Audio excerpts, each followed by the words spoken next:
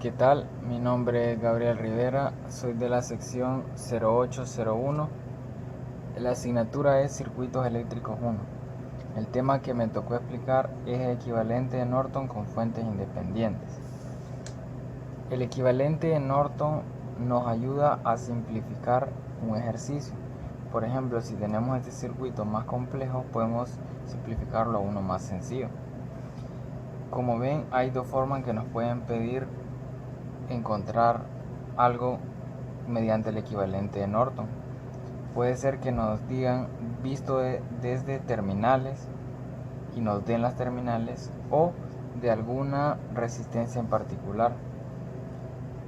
Si nos dicen de alguna resistencia en particular, lo que tendremos que hacer es quitar esa resistencia y analizar el circuito a partir de eso, colocar las terminales en la resistencia que nos han dicho. Digamos, si nos dijeran la resistencia R3, tendríamos que quitar esta resistencia y colocar las terminales A y B aquí. Caso distinto si nos dan las terminales, porque ya de ahí podemos desarrollarlo a partir de eso. Lo que nos sirve es transformar este a este. Entonces aquí conectaríamos, digamos, si nos pidieran de R3, conectamos a R3 acá. Y ya aquí está mucho más simple para calcular voltaje, sea corriente o potencia de R3. Entonces vamos a pasar a hacer el ejercicio que nos dice: en el siguiente circuito calcular la corriente de 4 ohmios que pasa por 4 ohmios, la intensidad de 4 ohmios de la resistencia, el voltaje de la resistencia de 4 ohmios y la potencia de la resistencia de 4 ohmios. Lo primero que vamos a hacer es encontrar la resistencia de Norton. Para encontrar la resistencia de Norton tenemos que apagar las fuentes. Las fuentes de voltaje van a pasar a ser cortocircuitos y las fuentes de corriente circuito abierto. Entonces vamos a ver, aquí tenemos el circuito ya redibujado, en donde aquí había una fuente de voltaje y colocamos un corto. La fuente de corriente colocamos un circuito abierto. La resistencia las dejamos totalmente igual. Y como habíamos dicho antes, ya que nos pidieron calcular en una resistencia específicamente, quitamos la resistencia y colocamos las terminales, ya que la resistencia equivalente entre estas dos terminales va a ser la resistencia de Norton. Con este circuito solo nos queda simplificar para encontrar la resistencia equivalente. Ya que aquí está abierto, podemos ver que tanto esta como esta van a ser 0. Ya no van a contar en el ejercicio. Entonces solo nos quedarán estas dos. Aquí podemos verlo mejor. Estando solo estas dos, están en serie. Las podemos sumar: 3 más 6, 9. Nos quedaría esto aquí más simple, que nos daría ya que la resistencia de Norton es 9 ohmios. Entonces ahora vamos a calcular la corriente de Norton. Este es el circuito original y vamos a ver cómo calculamos la corriente de Norton. La corriente de Norton nos dice que en la resistencia que nos pidieron en esta ocasión es la de 4 ohmios.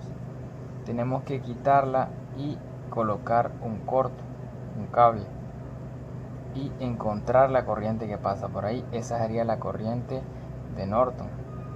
Como vemos aquí en el circuito redibujado, hemos quitado la resistencia y colocado la corriente de Norton, o sea, colocado el corto.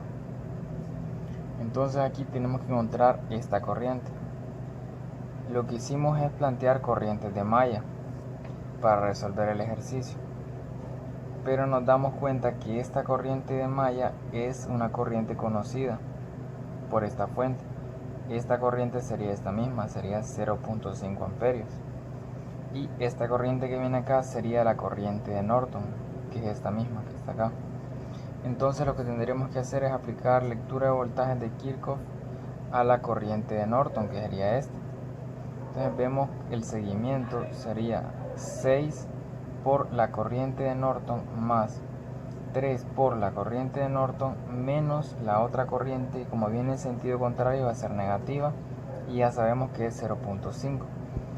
Aplicando la distribución de multiplicación encontramos que la corriente de Norton es un sexto o 0.167 amperios.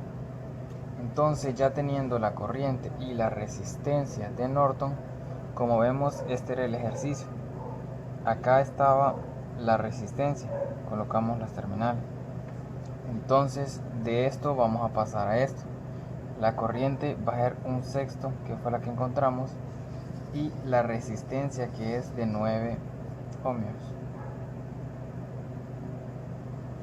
Entonces acá lo que vamos a hacer es conectar la resistencia que nos están solicitando, que en este caso era de 4 ohmios. Aquí vemos que está mucho más sencillo. Todo está en paralelo. Ya que todo está en paralelo, podemos plantear las corrientes. Esta corriente viene acá, pero acá se divide en dos. Sería esta de acá y esta de acá. Podemos llamar a esta I. Podemos aplicar un divisor de corriente. Divisor de corriente para esta resistencia va a ser la fuente por la otra resistencia, que no es la que queremos calcular, o sea, la contraria de la corriente que queremos calcular, sobre la suma de las dos resistencias. Eso nos da un total de 3 sobre 26, que aproximadamente es 0.115 amperios. Teniendo la corriente y la resistencia, podemos encontrar el voltaje, ya que el voltaje es resistencia por corriente.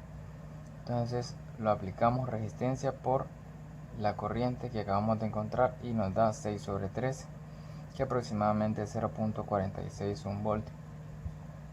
También nos pedían en el otro inciso la potencia. La potencia podemos encontrarla con la fórmula que corriente al cuadrado por la resistencia es la potencia. Entonces, teniendo la corriente y la resistencia que era conocido, podemos encontrar la potencia, que en este caso nos dio 9 sobre 169, que aproximadamente es 0.53 watts. Y así encontramos todo.